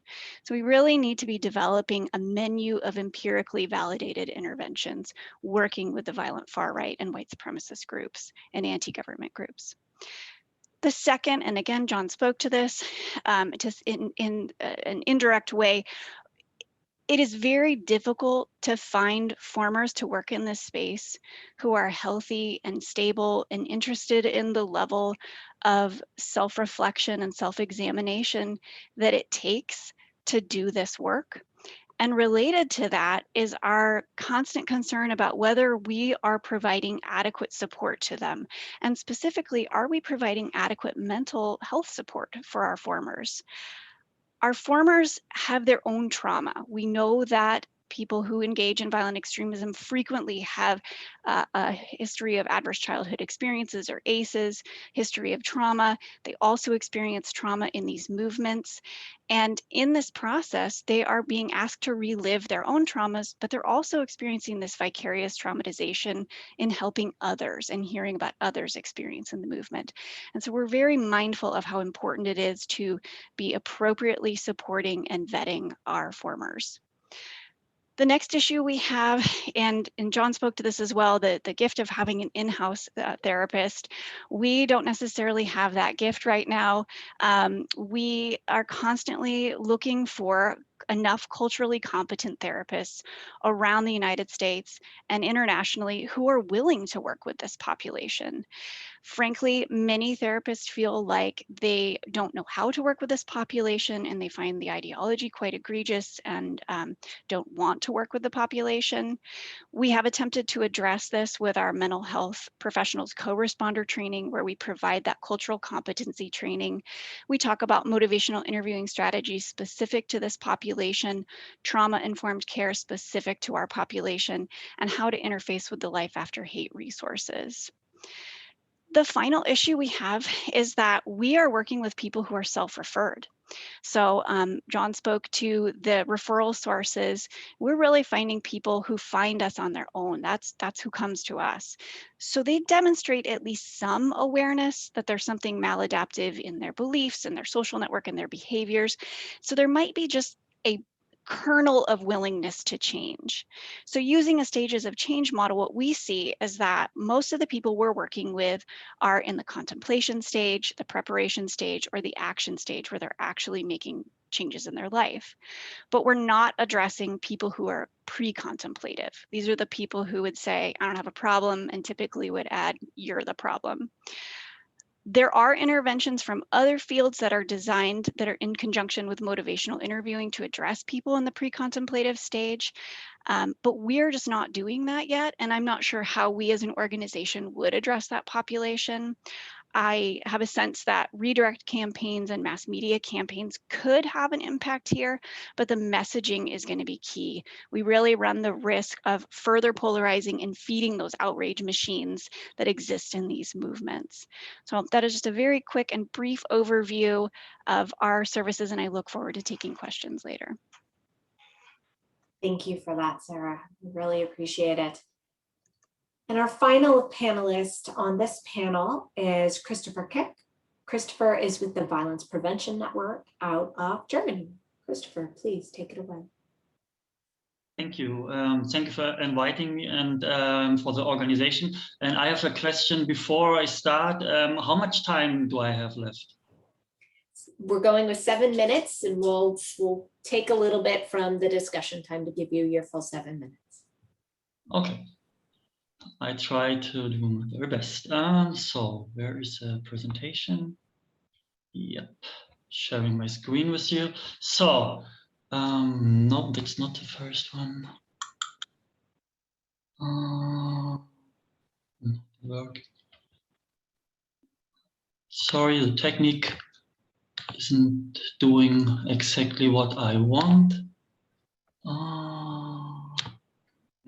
Now you should see my presentation. Is it right? Okay. Yes. Good. So my name is Christopher Keek. I work for Violence Prevention Network since 10 years as a practitioner, and especially with right-wing extremists. Our clients mostly are violent extremist offenders. And I do also workshops for use as risk of radicalization and further education with a focus of awareness building for professionals. And all of this I'm doing not in English. So today it's a little bit challenging for me, but I hope we will get along. So I give you a quick overview when now it doesn't want. Why not? Yeah, now a quick overview about Violence Prevention Network. It's an NGO and that is experienced in working in prevention of extremism, intervention and de-radicalization. It's a non-profit organization based in Germany. And we are experienced in this field for over 17 years of practical experience. And inside and outside of prison, the pilot project of Violence Prevention Network was starting in a youth prison, and there we gained the most experience from. And through the work with right-wing extremists, also including counseling for parents and relatives and professionals as well. So let's give a quick overview. Different approaches and different target groups. Important for the prevention is a basic immunization against radicalization, workshops in schools and youth centers, or awareness buildings, as I said before, of professionals like teachers, police, prison staff, school, or social exit workers. So, and the intervention, it's for people who are more involved or beginning to radicalize, and they have more ideological thought patterns. And there it's that we activate the distancing process from extremist mindsets and violent behavior through training for groups, also for trainings for individuals in and outside prison or detention centers. De-radicalization is disengagement and de-radicalization processes through training and counseling with more or less highly radicalized people in and outside prisons. And this includes as well counseling of parents, relatives, and professionals. So, and our method is called Education of Responsibility, Verantwortungspädagogik. And our method is dialogue-based, respectful and non-degrading approach. And for us, voluntariness is important, but it doesn't have to be at the beginning of the process, because in prison, as you will guess, it's difficult. We have to build a stable relationship, and with this often comes voluntariness. Our work is process-oriented and with an individual procedure. And we're using a systemic approach like resource and solution-oriented and inclusion of social environment. The aim of this is the change of behavior and mindset. We're working with goals, identifying and addressing ambivalence and doubt. This is very important for me, because as you know, extremists or violent extremist offenders, they are more like it's black or white, it's enemy or friend, it's you know, and no shades of gray. And there it's our task with them to see how can we identify and address their ambivalences, because they don't show it from the beginning. Yeah, and for another aim is developing personal independence and self-responsibility, because it's very important that they say, okay, that they can see for what they have done, that they are responsible, and that is often a long way to go. Yeah, then some examples for our program elements is what I already said, work with goals. So inner motivation to undergo change process is very important. Biographical work, realizing experiences of disintegration and disappointment. This is very important often for the clients, that they can see that their violent behavior and their thinking structures are in line of what they experienced before. Then political education, so understanding personal motivation of ideological thinking structures is very important, and resource and future work. So most of our clients can't see anything that they have done good, or that they have resources. They have the stories of criminals or of violent extremist offenders. So it's very important that they recognize inner resources for the undergoing change of perspective towards their courses of action. Then detailed analysis and critical reflection of criminal offense is a basic element for our work. And what I like very much as well is that we more or less often are able to use sports pedagogy for anti-violence work, like team building and transferring learnings into practice. So in sports, we can see how they go along with fair play and stuff like this. Okay, that's the next doesn't want, but it says thank you for your attention. All right, thank you, Christopher. Now is our time for Q&A. So please, again, populate your questions in the chat. And perfect, thank you. And go ahead and turn your videos and cameras on if you can. I am going to kick off with some of the questions we received in advance. So one of the questions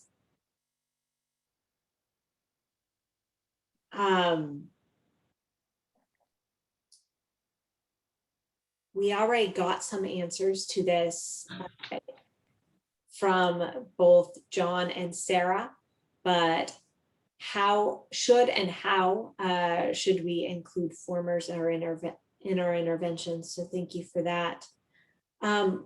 Next question, what is the best way to educate teens about how to prevent white supremacy and anti-government threats?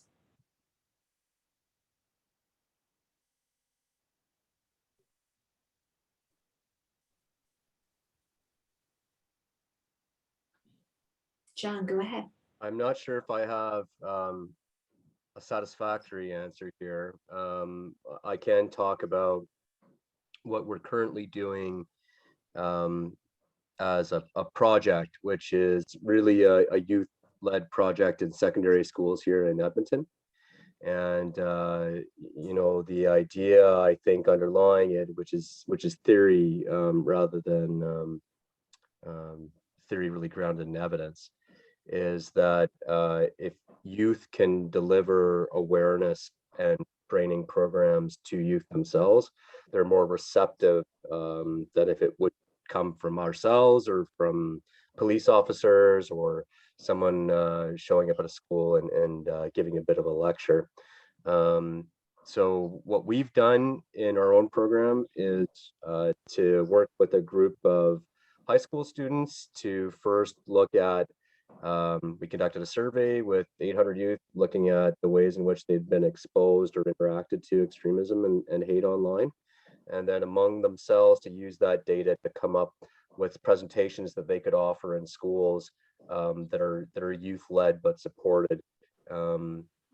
Instinctually, we think that's the way to go, but do we have evidence to back it up? We do not. Jan, we can follow up online. We've got some programs that came out of our Invent to Prevent initiative that may be of interest to you. So our next question comes from Malia. How do you encourage referrals from family, friends, and other members who may care about someone they love and want to seek help?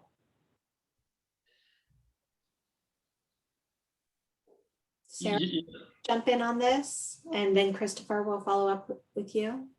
Right, I would be happy to. So in our case, again, as I said, we are really working on strengthening those relationships with the family members and friends so that there is we would say a pro-social or non-violent relationship that person is still connected to, so that the only messaging they're getting isn't just coming from the group and the movement, it's also coming from someone outside of that movement. And in that case, we aren't necessarily encouraging the family to directly provide a referral, although if the individual ever at any time expresses that moment of hesitation or doubt, that we can talk to the family and friends and say, you know, here, when you hear these things, when you hear that ambivalence that Christopher was referring to as well, ambivalence about the movement or ambivalence about a conspiracy theory and so on, you know, there are people who have been through this before, and they might, you might really find some interesting information from this. I know of this organization called Life After Hate. They have people who were involved in these movements available to talk to you. And so that is where the experience and that peer mentorship of our exit specialists, the formers, is essential. But it is a touchy line, because the challenge is, how do we encourage somebody to change who does not want to change, and who is in that pre-contemplative stage of change. And so, as I said, there are some interventions that we can do with that, but it is challenging and it requires a very light and sensitive touch. And Christopher? Yeah, what we do as well is that we share our knowledge, what is normal for people who radicalize themselves, and what can they expect in a relationship, so that they know, okay, it's not my fault, it's not the fault of anybody else, that is a normal relationship, and that they, like Sarah said before, that they can share their thoughts, that they can share their insights, that they have somebody to talk. That could be very encouraging, and also that they know that if they are strong enough to do not quit the relationship, that at the end it can be very, very important for the change of the people, that there was someone who never gave up. Okay, thank you. Doug Bryant asks a question that I know comes up often. Is there a point at which you take on this disinformation and conspiracy theories with counter arguments, or is that strategy best avoided?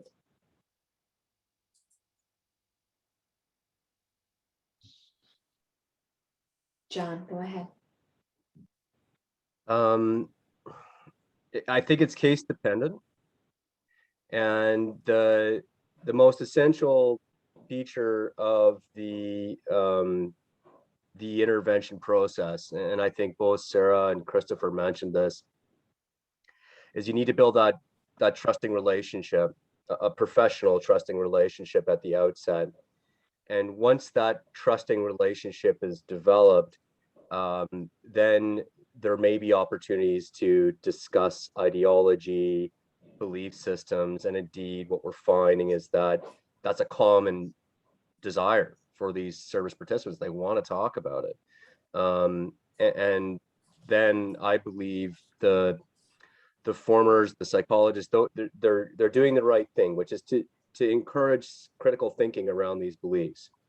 And that's not a process that's an overnight process. It takes time.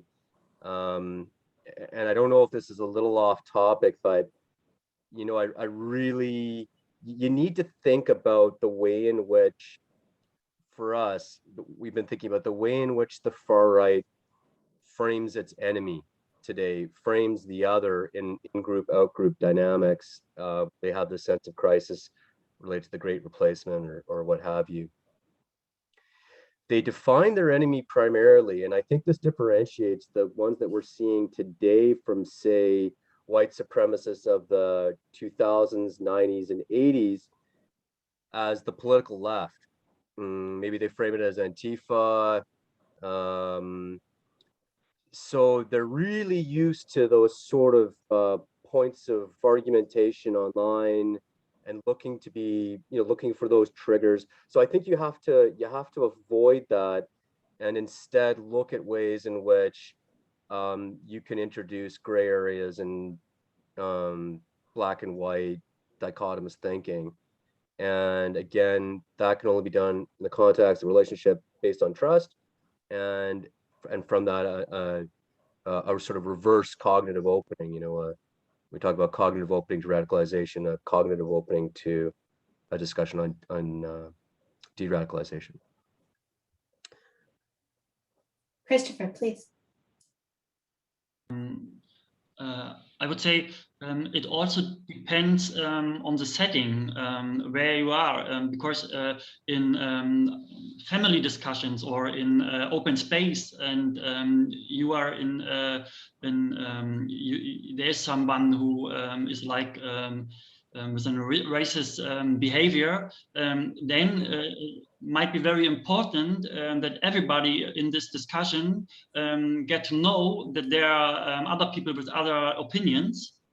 And when we speak of what John does, of really professional work with radicalized people, then often it is like this, that first we want a stable relationship, and then it does not last long. They ask my opinion. They want to know my opinion. And then we said I gained the right to intervene. And then it makes very much sense to do so. And there can be in this process also a phase where they need like, you know, like an argument, yeah. And when the relationship is stable enough, we can do this. Can I just add one really quick thing as a hot fault, because I think it relates to John Horgan's question a little bit. And sorry, sir, I didn't mean to interrupt you there. I'll make it really quick.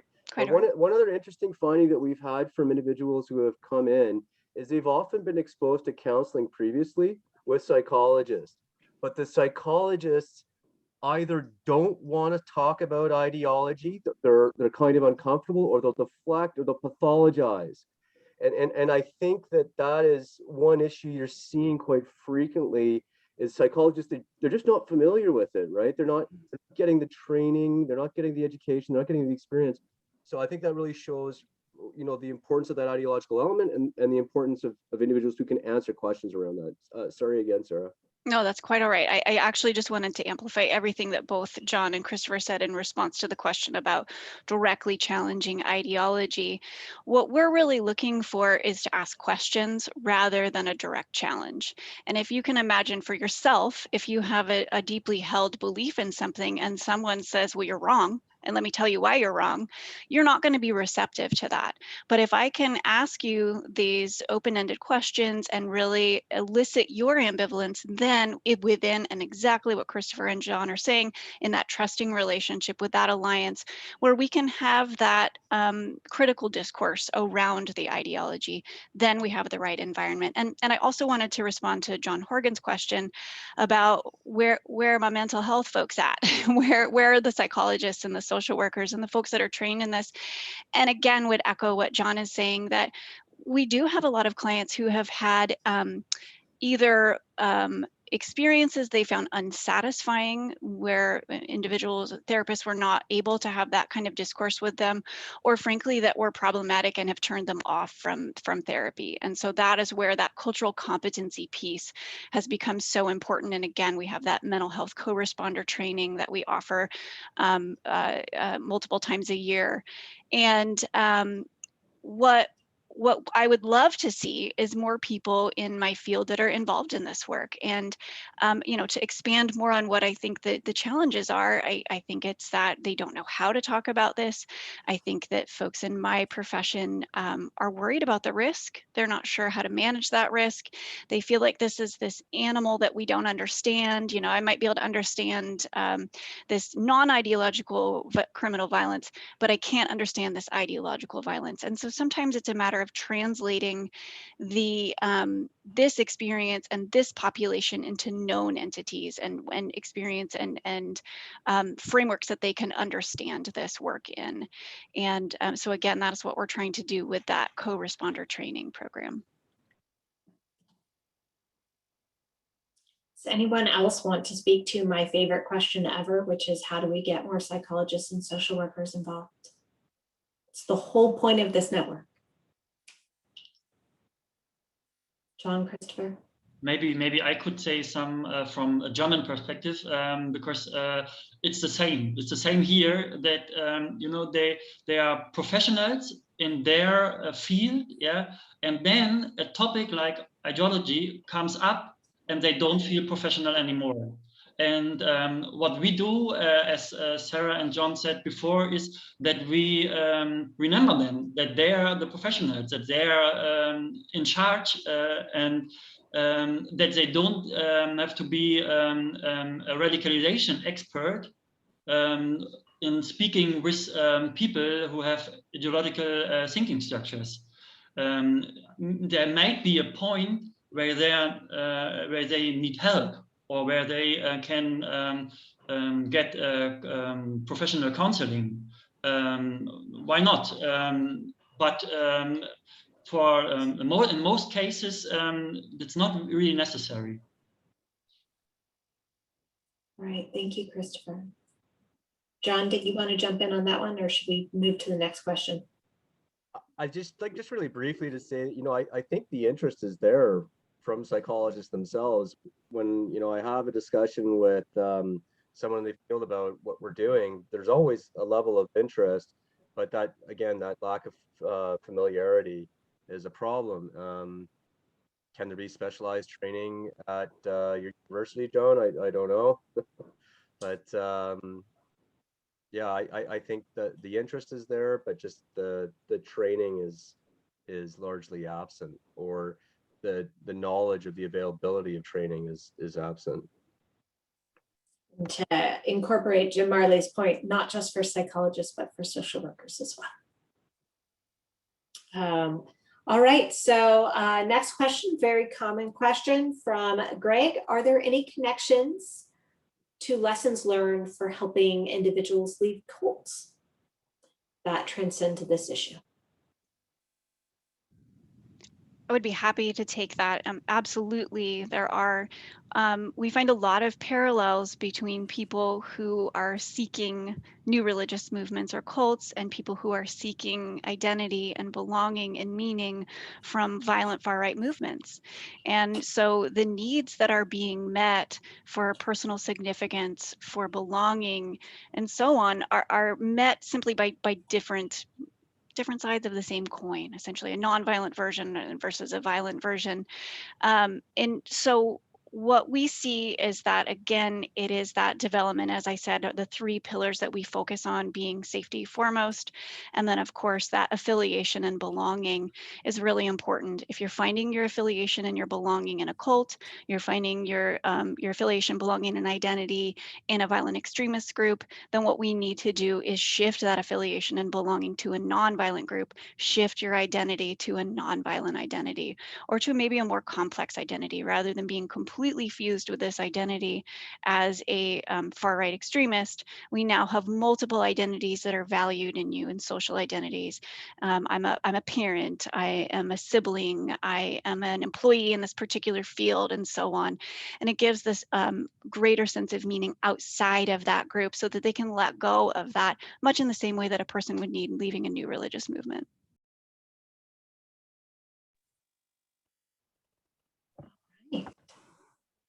Other questions? We have about 8 more minutes for questions with this panel. And if you have questions for the last panel that you didn't get a chance to ask, that's okay too.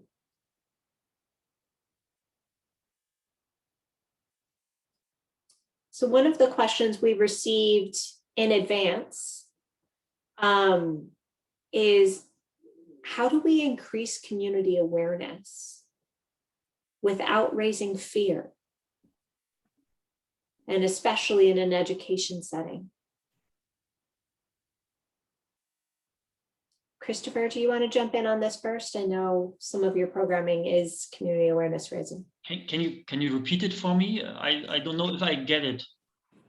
How do you increase community awareness without making people fearful, with taking a fear-mongering approach to it?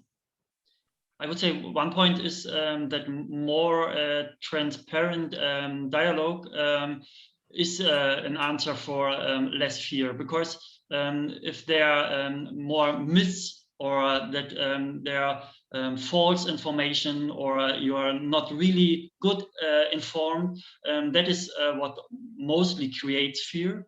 But if you have a good knowledge and good discussions, it's more easy. But also we have to say, in Germany as well as a society, we have increased number of right-wing extremists. And when people say, oh, what is the right word?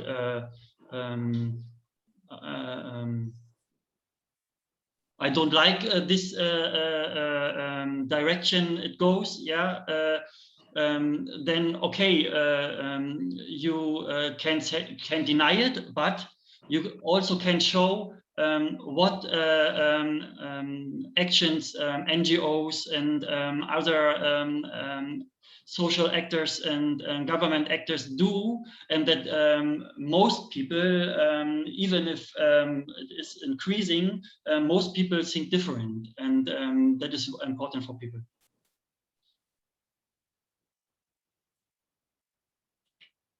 All right, so Doug Bryant asked the question, and this ties into one of the questions we received in advance as well.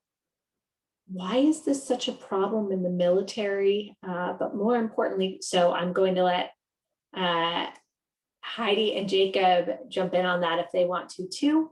But more importantly for this panel, what can we do to support individuals who are veterans or active military? And the question we received in advance was specifically individuals who may be college students.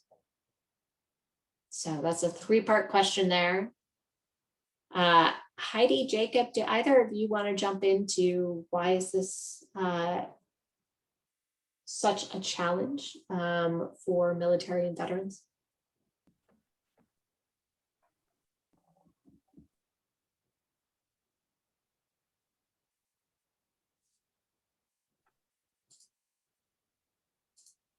All right, if not, does anyone on the current panel want to jump in on that?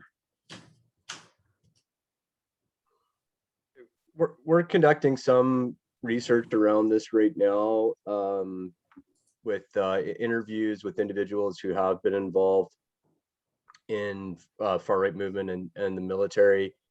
And I'll caution you that there's not a lot of subjects to interview on this, so it's a pretty small sample. The sort of, one of the theories is that individuals go in specifically because they're already radicalized. They go in looking for training that they can use in pursuit of the movement's goals. They go in to recruit other individuals, or they were recruited within the military itself. It's quite complex, the experiences that we've seen, including those who have actually been de-radicalized by the military, who were radicalized going in, and it was their experience in the military that began the exit process. So it's not there's no simple explanation. I know the tendency is to say it's something to do with the culture of the military. Yeah, I don't really have a satisfying answer there, other than to say that there's a diversity of experiences that we've seen in the limited research we've done so far. We'll also note there's very targeted recruiting of individuals with military or law enforcement training. So not only do some individuals go in with those beliefs, but they may also be recruited. Absolutely. Their specialized training. We have 3%ers here in Canada and in Alberta. We try to explain to them that there was no American Revolution here in Canada, but they don't seem to listen to that part. But what they were doing was they were very purposefully targeting military for recruitment. But fortunately, the dominant response of people who were targeted with recruitment was essentially, these guys are out there and there's no way we're touching them. But yeah. Sarah, you wanted to jump in on this? Yeah, so Pete Simi has done some research specifically on white supremacist recruitment and people who are veterans. And so there is some information out there for that population specifically. And from what I recall, he found that it was in some cases related to the way that they left the military. If they found their role in the military to be unsatisfying and or had maybe an early release from service for a variety of reasons, even if it wasn't a dishonorable discharge, for example, that those people were at heightened risk and were more likely to become involved in white supremacist groups and violence and anti-government as well. But I think a lot of what John is speaking to is that we do need greater research into this and more information about it. Theoretically, we can see the military as this incredibly potent experience of belonging and shared meaning and identity. That we are all on a team. We are working together toward this goal. It is a sacred goal of the safety and security of our nation. And now, once we have either left that or have some disillusionment with that, what is left to take the place? And so you'll be tired of me harping on the idea of identity and meaning and belonging. But when we shift from one source of identity, meaning, and belonging, what takes its place could be a violent extremist group. And it could be a pro-social movement as well. So there's clearly other factors involved in that shift into violent radicalization. And Sarah, do you want to expand on that last point, or anyone else want to expand on that last point to answer the final part of that three-part question? How do we support college students or youth in general who are veterans and active military make that shift to pro-social as they separate from the military?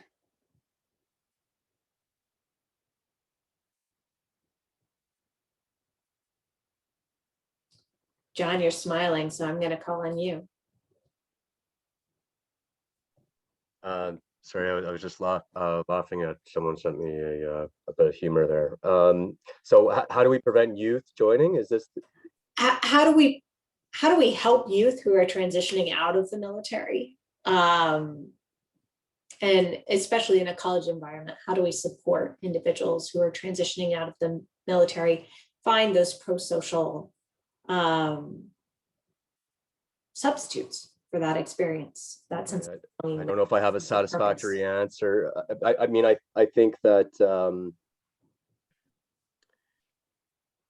the question would ultimately come down to what is the military doing for its veterans and what supports is it offering after service for these individuals to access veteran services, and that unfortunately I don't have enough familiarity with to answer in any sort of satisfactory manner.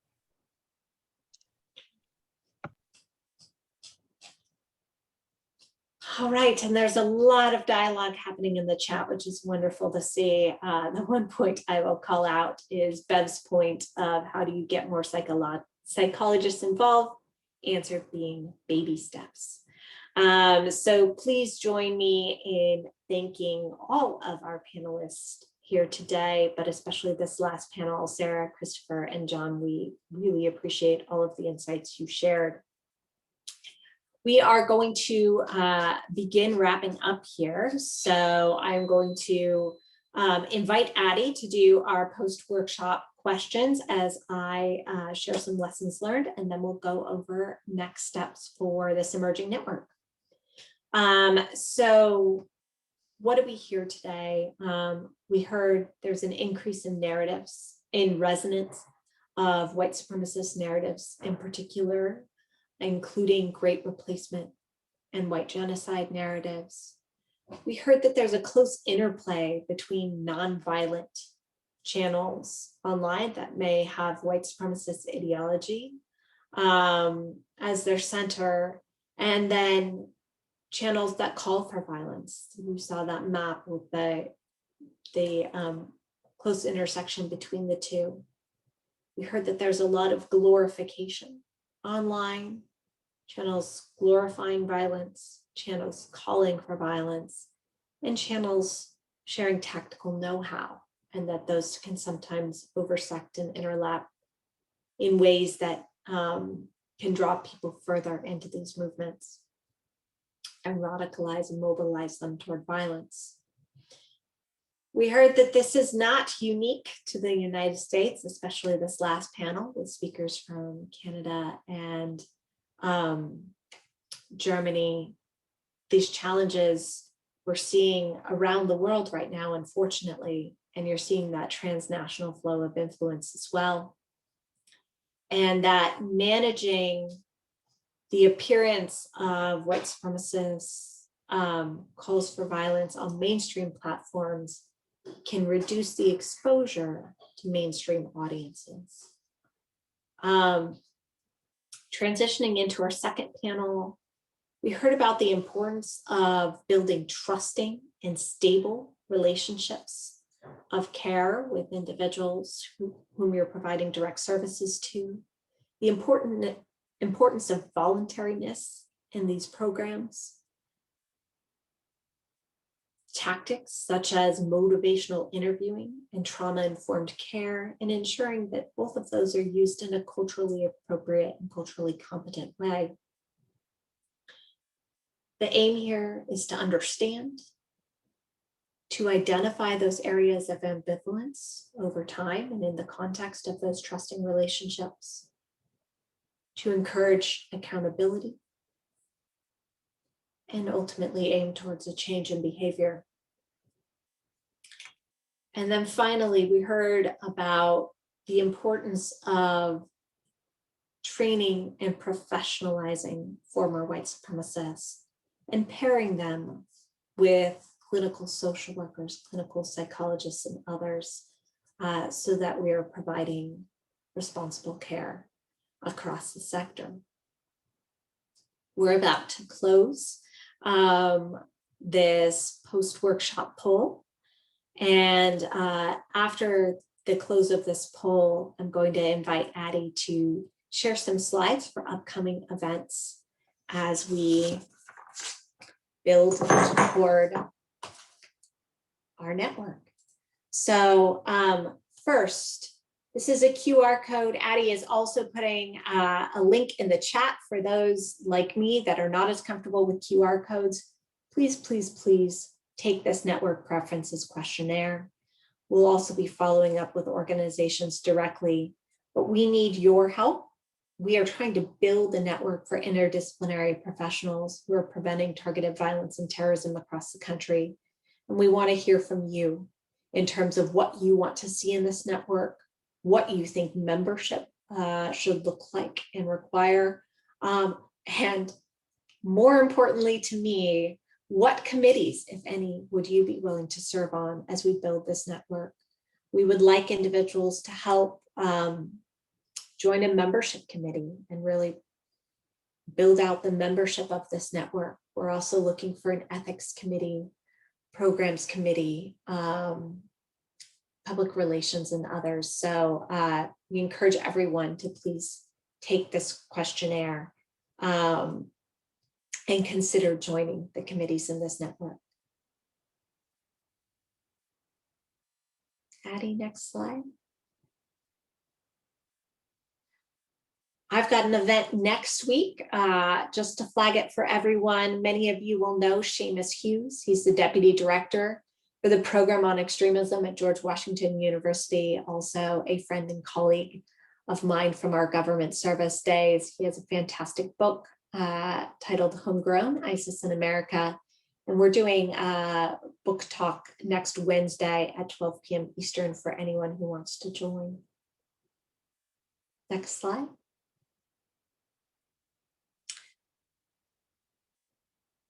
Today, we tackled white supremacist violence and anti-government violence. We're doing 2 more workshops in this threat series.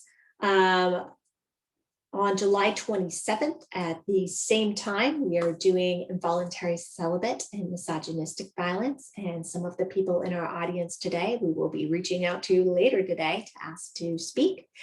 On September 14th, we're looking to tackle the threat of internationally inspired terrorism and again, promising practices to prevent it.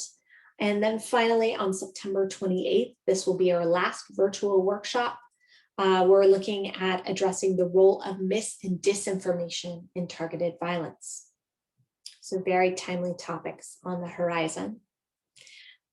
And then our last preview before we close out this workshop. Again, as I mentioned at the outset, we are planning our first in-person workshop this fall in Chicago. We do have 4-day travel scholarships available for that workshop as part of our generous grant from the Department of Homeland Security's Center for Prevention Programs and Partnerships. So please stay tuned for information on that fall workshop. We hope to see many of you there in person. Addie, was there anything else before we close it out?